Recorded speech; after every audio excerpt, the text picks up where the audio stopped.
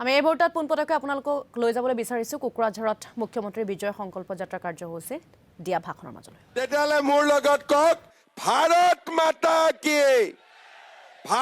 মাতা কি নৰেন্দ্ৰ মোদী দিলীপ শইকীয়া ৰাজীৱ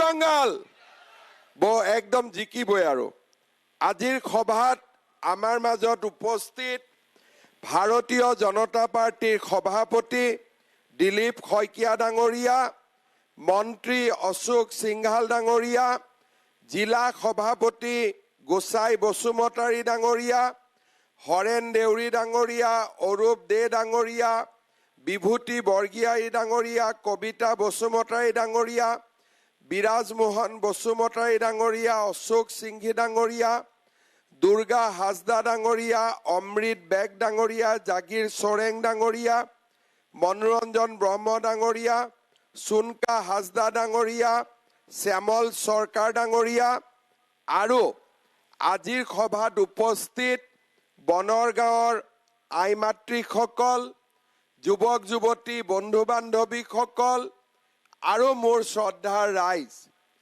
আজি ৰাতিপুৱা যেতিয়া আমি গুৱাহাটীৰ পৰা ওলাইছিলোঁ বহুত বৰষুণ আছিল।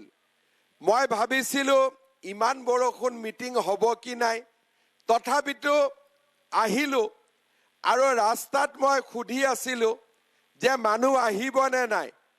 বোলে নহয়, বৰষুণ হ'লেও বনৰগাঁৱত মানুহ আহিবই।